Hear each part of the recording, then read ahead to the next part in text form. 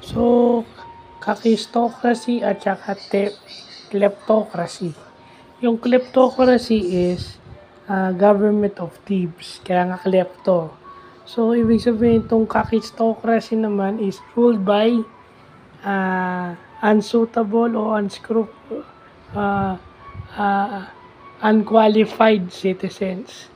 So, yung Ukraine, yung Russia, at yung ibang mga countries, yun ang sinasabi nila in theory na merong ganitong klaseng government.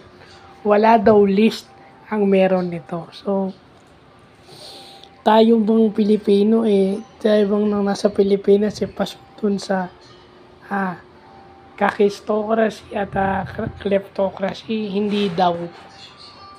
Despite dun sa merong corruption dito sa atin, we are not classified as those in theory kasi theoretical lang naman daw yung kakistocracy na to. And in relation to kleptocracy is hindi naman daw. So, yun lang po.